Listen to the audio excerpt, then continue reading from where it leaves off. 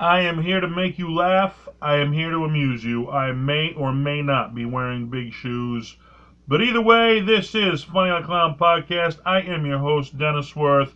December 22nd, 2020, episode 91. Here to discuss who may be called the godfather of stand-up comedy itself, Mr. Don Rickles, legend upon legend. As always, Funny Clown Podcast brought to you by G Vegas Buffalo Sauce. Hear that? Do you hear it? As always, G Vegas Buffalo Sauce can be found at www.gvegas.webs.com. And hey, spicy, sweet, savory tasting game time. You watching the game? You know, is your team still in the playoffs? Are they going to make the playoffs? Have some buffalo sauce with it, man. Nothing better than some good buffalo wings at game time. What's better than buffalo sauce? It just might be comedy. Whether you can call this a Godfather comedy or not, you know, I thought about this. Can you call him the Godfather of comedy? I don't know. Can you call him the Godfather of stand-up comedy? That might be more accurate because, you know, he said that he got his inspiration from Milton Berle, which I guess, you know, Milton Berle was called Mr. Television because before Milton Berle it was only radio, okay? So you had your Groucho Marxes of the radio world who were legends. Then came along TV and Milton Berle, he was the first big television star. But, you know, neither Groucho was kind of a storyteller. Milton Berle, he was kind of an entertainer, like a late-night talk show entertainer, skit type thing. Now, if you want to talk about straight stand-up comedy, where you stand in front of a microphone and just tell jokes, that's where this guy, Mr. Don Rickles, come in. So he may be the godfather of stand-up comedy itself, where, not comedy, but stand-up comedy, where, you know, the Milton Berles and the Grouchos, you know, they're probably godfathers of comedy. But the godfather of stand-up comedy, where you're standing in front of a mic and doing your thing, could just be this guy, Don Rickles. That's up for you to decide. Let's discuss it. And, you know, kids of today are probably saying, who the hell is Don Rickles? And I'll tell you who the hell he is, because, you know, it's what era you grew up in. You know, if you ask your parents, hey, who's the legends of comedy, they tell you Groucho Marx, Lucille Ball, Milton Berle. You know, if you ask people my age who's the godfathers of comedy, well, it's probably Carlin and Pryor and Robin Williams. Those are the guys we grew up. If you ask the 20-year-old kids of today, they'd probably tell you, well, it's Chris Rock and Bill Burr and Dave Chappelle. So it's all when you grew up, but you got to pay tribute to the people who came before you. And most of the people, they don't want to learn the history of comedy. They think that's it. What's going on now? That's all that ever happened. There's the old saying, know your history or you're doomed to repeat it, okay? Don Rickles, known as an insult comic, which back then you could be an insult comic. Today, where everybody's offended by everything, I'm not so sure you can get away with that. You know, to stand there and just make an art form out of insulting your audience. You know, back then it was all in fun and games, and now you'd walk the room. You know, and what's walking the room? That's where, you know, you start telling jokes and people just get up and walk out. So, you know, you can't put insult comic. That's why there's a lot of family places, and you can't put comedy into family places because you'll walk the room or people just get up and walk out. So you got to find your venue where, you know, that type of comedy will be accepted. You go up to the big city, a lot of young kids come out and stuff like that. You can get away. They're looking for the dirty comedy. If you're out in the suburbs, you're doing the family places, well, you got to clean it up because that's what's expected of you. Starting out in film, going way back to 1958. How's that for a date? Run Silent, Run Deep. He performed with Clark Gable in 1958. Kelly's Heroes. He performed with Clint Eastwood in 1970. Casino with Robert De Niro in 1995. Hey, if you're a stand-up comedian, how would you like to work with the names of Clark Gable, Clint Eastwood, and Robert De Niro? You think you might be at the top of your game? You just might be, okay?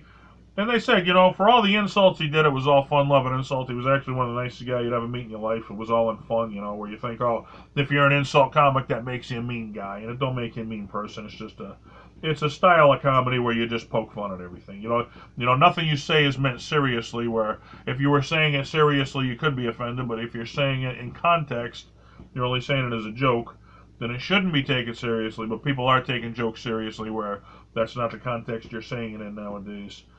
Let's see. In 1976, he was part of the NBC sitcom CPO Sharky, and in 1972, the Don Rickles Show itself.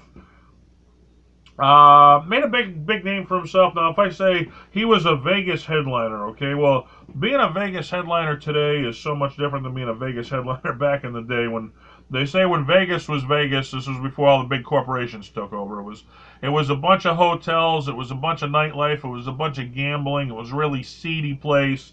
Okay, that's when Don Rickles headlined it. Okay, when the mafia owned Vegas. Okay, when they wouldn't even let you in the door unless you had a suit and a tie and your gal was dressed up in her best evening dress of the week. You couldn't just show up in regular clothes like now.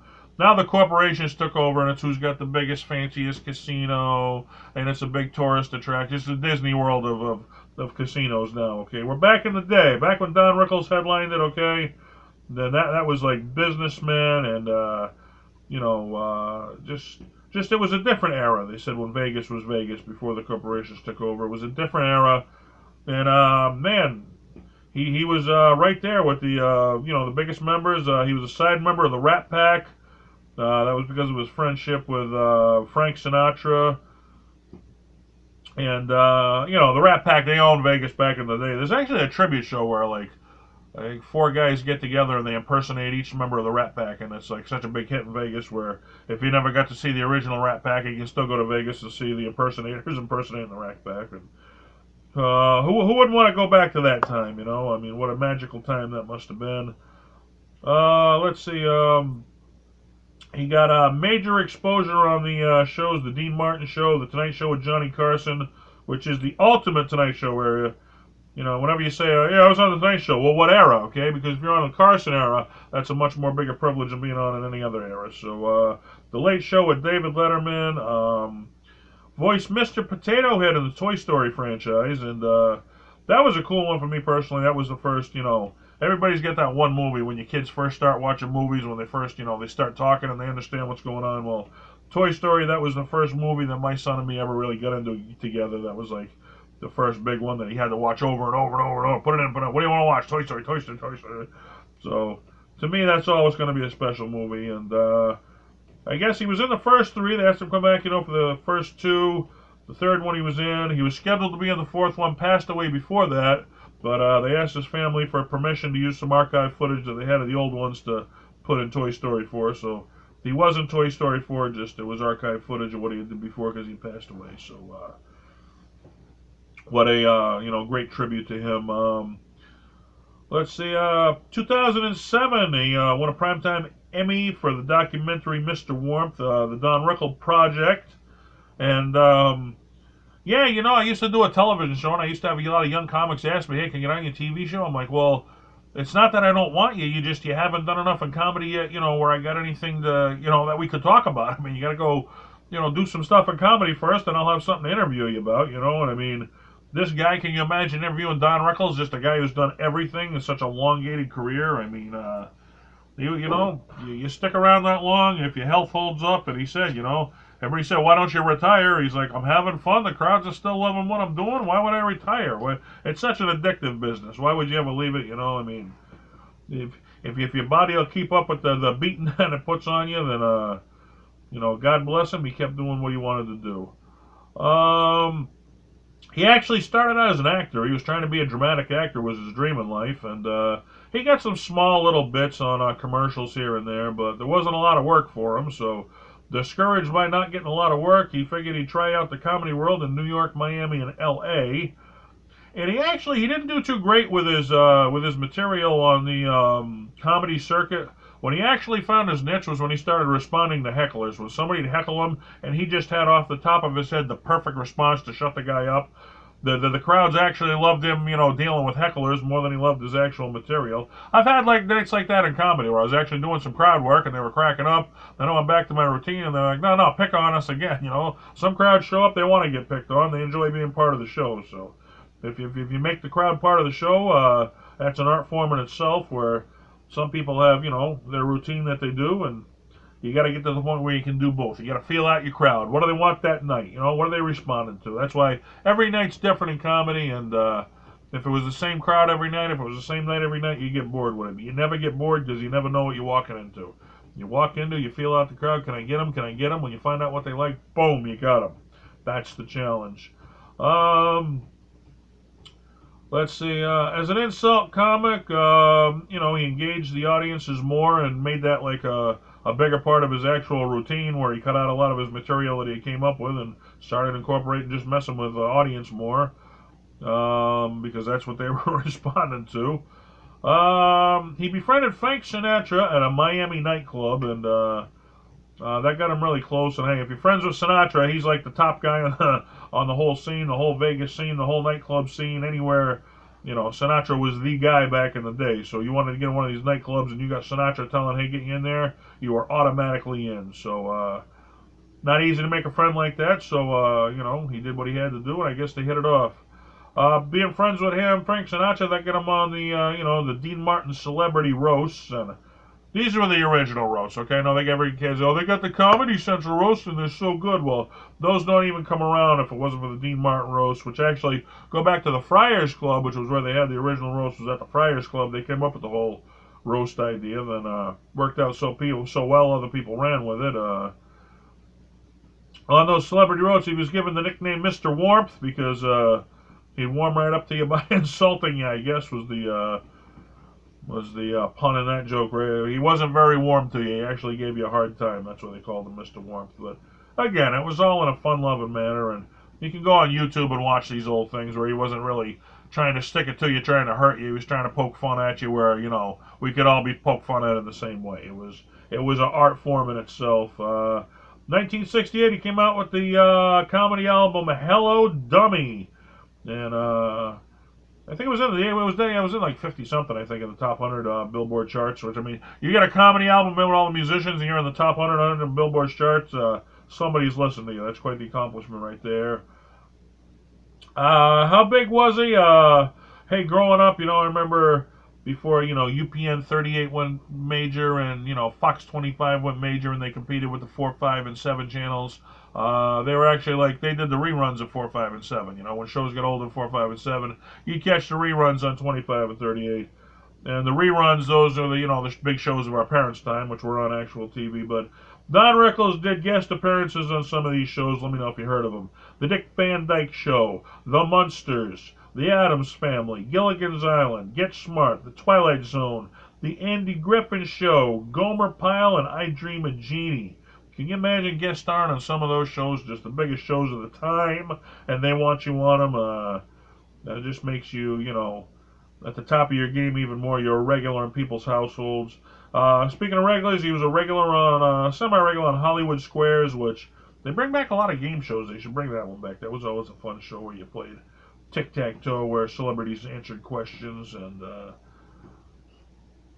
I guess here's what I didn't know about him. He was actually in a comic book series. He was in a spin-off of Superman, the Jimmy Olsen comic books. I guess Jimmy Olsen had his own comic book for a little bit of time, and they turned Don Rickles into a comic book character in the Jimmy Olsen comic book. So, hey, there's a fun one if you're doing comedy. Who would want to be in a comic book? I don't know. Hey, maybe someday there'll be a comic book about the child sports superhero. That's my character that I do in comedy. Look him up.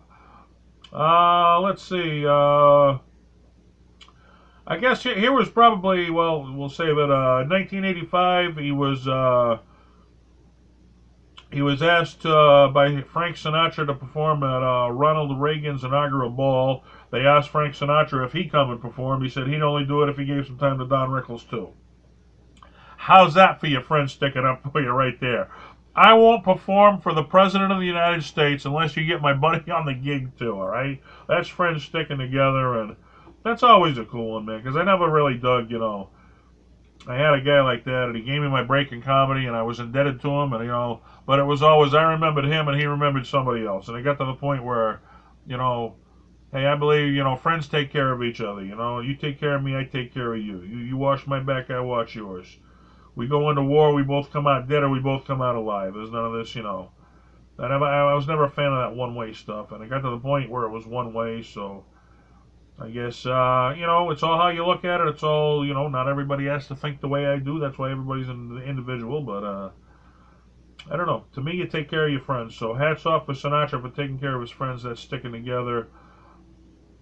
And Rickles called it the night that he performed for Ronald Reagan. He came in on short notice. It was all off the top of his head, and he said it was the highlight of his career because he knocked it out of the park.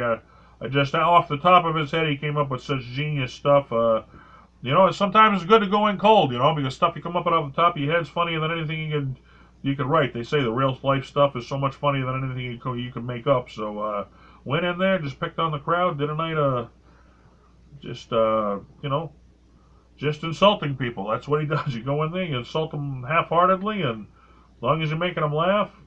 Imagine performing for the president. What an honor that must have been. Let's see, 1990s, he was on Tales from the Crypt, and, for being such an underground show, it was on HBO, it wasn't on a major network. They had such stars on there.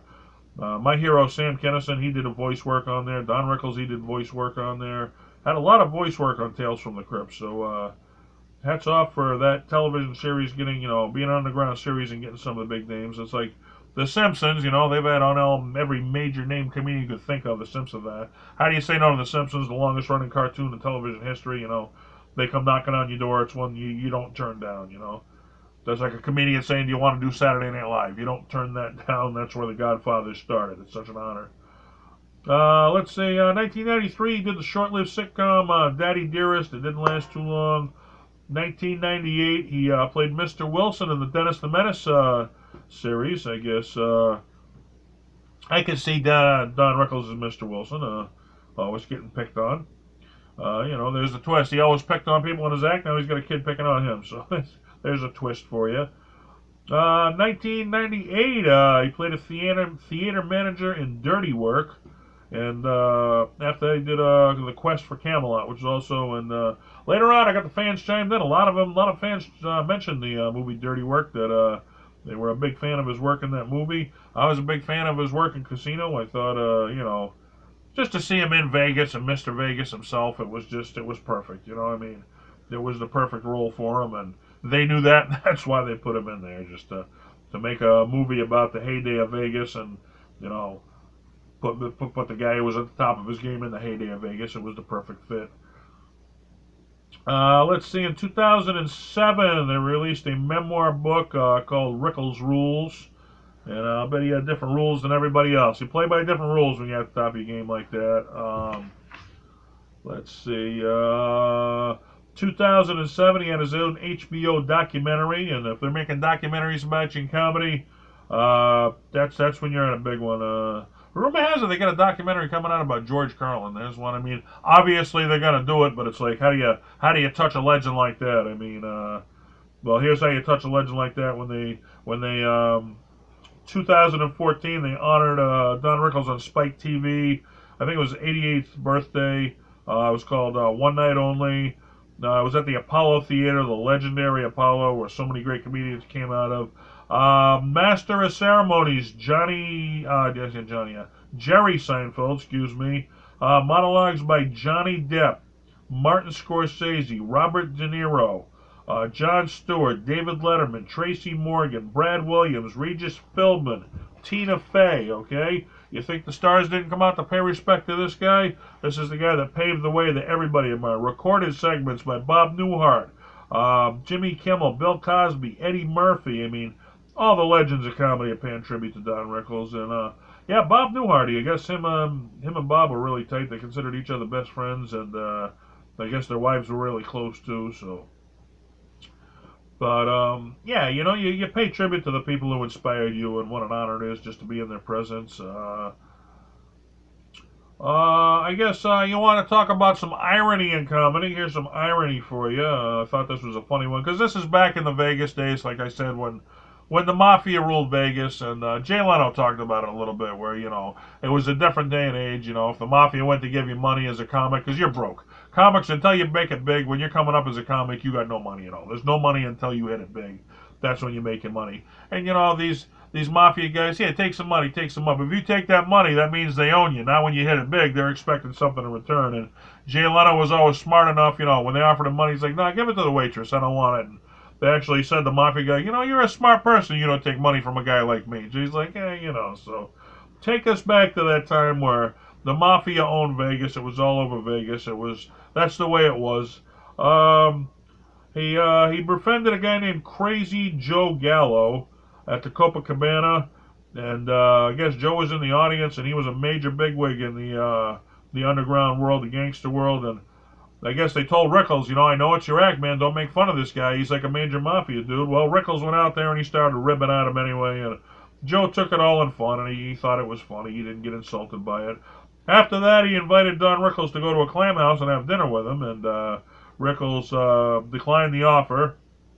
I guess he had something else to do. Well, good thing he did, because when old Joe went to the old clam house, a gunfight broke out and he was killed that night. So can you imagine if Rickles had accepted that offer, was with him, he might have got killed too, and we'd have been robbed of so many years of comedy. So there's some karma for you right there. You never know what's going to happen in life. That's why, you know, and it's tough too, because you know, if you're gonna get up to the top level of comedy, it's a dirty business, and you got to get dirty. But how dirty do you get? Do you get that dirty with the mafia? It's choices you got to make. And they say, you know, Sinatra too was always rumored he was in with the mafia. So you don't get gigs like that unless you know somebody, man. I don't care how big you are, you got to pay your dues. There's somebody who wants a piece of it, and if you want a piece of it, you gotta pay that price. So I remember. Well, referring to the music industry, remember Bon Jovi was such a big act? Well, it was, you know, they made him a big act, and all of a sudden, who's going to open for Bon Jovi on the next tour? Well, this little name band called Skid Row. Nobody knew a Skid Row. Well, you want your break opening for Bon Jovi, we'll give it to you, but we're going to take most of the money. So that's how you get into gigs like that, okay, where the people above you, they're going to take what you worked for, and if you don't want to agree to those terms, then you can stay playing the local bars in your local town. So that's how it works. Welcome to comedy, folks. It's a dirty business. Let's see. Rickles died of kidney failure April 6, 2017, at his home in Beverly Hills, a month before his 91st birthday. He lived till 91. That's a good life. I can only hope to live that long. I can only hope to live in Beverly Hills someday. It's only dreams. That's all I have. But, yeah, geez, to remember it, I mean, just to be remembered in the same sentence as the Dean Martins and the Frank Sinatras and the Sammy Davis Jr.'s and the Jerry Lewis's. And it was just a different time. It was such a special era. It's an era that'll never happen again. You either had to be there or you didn't. You know, now it's a big corporate world where the corporations took over, and it's a family destination instead of a, you know. They used to say what happens in Vegas stays in Vegas. That's because it was a big underground destination, where now it's turned into a family destination. So it'll never be the Vegas it was where the mafia owned it. And, you know, we mentioned the movie Casino. If you want to see what it was like back in the day, go watch that movie. They did an excellent rendition of what it was then as compared to what it is now, you know. The 90th Academy Awards honored Rickles in their annual memoir segment. So 90 years of the Academy Awards, 91 years of Don Rickles. How do you not pay tribute to Mr. Comedy himself? And let's see. Yeah, I mentioned Toy Story 4. They dedicated that movie to him, and they used some of the archive footage with permission from his family to put him in the movie. And I remember Smurfs did that for Jonathan Winters. I guess Jonathan Winters was the voice of Papa Smurf, and he was voicing in some of the movies too. When he passed away, they dedicated one of the Smurf movies to Jonathan Winters. So what a great tribute to tribute to years of works like that. And I'll tell you my personal story of Don Rickles. You know, I am a comedian, but I love to watch comedy as much as I love to perform it. And they got a local casino up here that's close to us, 3-hour drive, well, 2-hour drive, 4 hours both ways, 2-hour drive down there, Foxwoods Casino. They had a double bill, Don Rickles headlining with Joan Rivers opening. And I'm like, I gotta go see that. I was so busy at work, I was so busy in my personal life, and I'm like, man, I should go, I want to go. I'm like, you know what? I'm going to skip it this time, and I'll catch them the next time they come around. My dumb ass thinking that Don Rickles and Joan Rivers, they're both in their 80s and 90s. There wasn't going to be a next time around. They're not young and touring, but I didn't think of it at the time. I missed the show. They passed away after that, never came around again. I regret to this day that I didn't go to that show. What a special that night that would have been to see two legends like that, Don Rickles and Joan Rivers together, and I'll never have the opportunity again. And I regret that decision. My biggest failure in comedy was not going to see that show right there. It wasn't anything that I did. All right, the fans came out to talk about Don Rickles, and why wouldn't you? Because he is such a legend. I remember, yeah, geez, I worked with a 20-year-old kid. He was going out to a comedy show, and I'm like, who are you going to see? And they're actually going to see Don Rickles' son. I was surprised that a 20-year-old kid would know Don Rickles, let alone be enthused to go see Don Rickles' son. So that shows you what a legend he is, that people will pay to see his son, you know. All right, let's see what the fans have to say. Eugene Max, the David Letterman show in 1990s. Yeah, he was a staple on all those late night shows, man. I mean, I think he had over 100 appearances on the Tonight Show with Johnny Carson, David Letterman show, another biggest show of the time. He was on there. Rich Jameson, breaking Johnny Carson's cigar box. That was a good one. Yeah, Johnny Carson. When you take a night off, Carson every night, you'd have your guest host. Well, he guest hosted for Johnny Carson one night, and he ended up, I don't know who the guest was, but Johnny Carson had a cigar box on his desk, and he broke it by accident. And he kind of made a joke about it. So the next night when Johnny Carson was on, he saw his cigar. Who broke my cigar box? The producer of the show's telling him, Rickles did it last night. He's like, where is he? He's like, he's across in the studio, across the hall. He's like, can we get over there? Yeah. Cameras followed him over. He brought the cigar box across to the Studio B. Hey, Rickles, well, you broke my cigar box? And he's like, oh, geez. They made a big skit out of it, but it was just so perfect off the top of the head. Both of them just, going like that. And that was like one of the classic moments everybody remembers.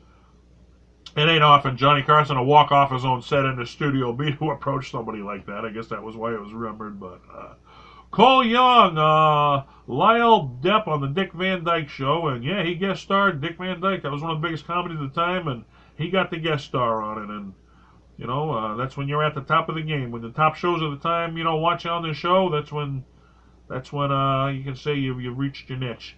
Billy Bongo Dennis, saw him live at the Westbury, 2 rows from the stage, fantastic, and I guess that's what I would have experienced had I chose to go see him instead of, I'll catch a 90-year-old guy the next time he comes around you. So that can be a dumbass, too. Everybody can be a dumbass in life. That was one of my dumbass moments right there.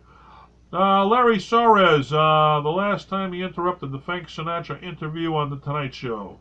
And, yeah, he wasn't afraid of insult anybody, okay? He was on The Tonight Show. He'd insult Carson. He'd insult Sinatra. That was what he did, and you waited for it, They didn't care how big of stars they were. They thought it was funny. They knew what he did, and they loved every second of it. Louis Pablon, Dirty Work. He was flawless. Such an underrated comedy. That was the movie that we spoke about there, that he played the theater manager, and what a tribute to him. Rob Stibble chimes in that he loved that movie as well. Let's see. So funny. I heard Arnie Lang on a podcast talking about how Don Rickles had them dying of laughter. They couldn't keep a straight face, so they used the scene with him holding in the laughter. And yeah, when you're on set and these guys are cracking you up, it's funny to you just like it is any fan, So Steve Bathello, when he called Arnie Lang a baby gorilla, that was one of his, See, there's an insult. You call somebody a baby gorilla. What's to be offensive? Kids nowadays, hey man, that's offensive towards gorillas. Gorillas could be an endangered species. You can't make fun of gorillas. It would lighten up, man. Everybody's offended by something. Mark Zamidia, any of his appearances on the Dean Martin celebrity roasts? Yeah, those were the roasts of the time. That was back when, when you ribbed somebody and you did it cleverly rather than dirtily, dirtily, is that a word, dirtily? Rather than do it in a dirty way, okay? Where, everybody's looking for the edgy thing. Back then you were looking for the, the clever way to make fun of somebody. And those Dean Martin roasts, like I said, they're the legends of roast themselves. That's all. You don't get the Comedy Central roast of today if there wasn't for the Dean Martin roast of yesterday at the Friars Club. Lisa Carey Hignan, any appearance on The Tonight Show? Over 100 appearances, man. They don't ask you back unless you're wanted. Unless the fans want you there, you don't get the invite back. He got invited back over 100 times. Somebody liked him. Casey Wayne Smith, Dirty Work again. Chris Shapaski, I saw him twice on stage. Last time in Vegas. He had a Sunday night show. So cheap bastards could come in on a Sunday. Yeah, because if you're working Friday and Saturday, the big nights, then you'll work for a little less money, on a Thursday or Sunday because it's an off night, they call it. So I guess, if you can't afford the big money night, then you go see an off night, you're paying a little less because it's costing you a little less. And that's a good point. I'm a fan of Andrew Dice Clay's. I've seen him once at a Small G's when he was going through his divorce there. He was playing a small grill out in Andover. It was a Grill 93. I went to see him there, and it was so weird seeing him like in such a small setting like that. Put on a heck of a show. I've seen him at the Wang Theater, which is a big theater type setting. Then when I went to Vegas, I saw him at the Laugh Factory, and it's definitely different seeing him in Vegas than it is seeing him, it's the same show, but it's just different atmosphere when you're in Vegas. What a special time Vegas is. Frank Santorelli from The Sopranos. Kimmel tries to get him for years and he refuses. Finally, he says yes. He gets a standing ovation. Applause dies down. He says, Jimmy, I gotta say, I never liked you. Hilarious moment. So I guess he wasn't a fan of Jimmy Kimmel's comedy, but finally he decided to go do the Jimmy Kimmel show. And what a legend, man. What else can you say about Don Rickles? I mean, you know, the Godfather of stand-up comedy, you might just call him that because you don't get much further than that. Like I said, you can go back to Milton, Berle, and Groucho Marxx, but they were entertainers. They didn't get in front of a mic and just do joke after joke. They were more skit entertainers, storytellers. You want to talk about a guy getting in front of a mic and telling jokes? Don Rickles, the Godfather of comedy. Who's the Godfather of podcasts? I don't know, but I'm having fun doing mine. This is Funny Like Calm Podcast. I'm your host, Dennis Wirth. Yeah, man, we had on some Boston legends from comedy. We got a few more coming on. If not, we'll keep discussing the legends of comedy like we did today. Till then, keep laughing, keep telling jokes, because laughter is the best medicine. Go to work today, tell somebody a joke, laugh together. Good night, folks.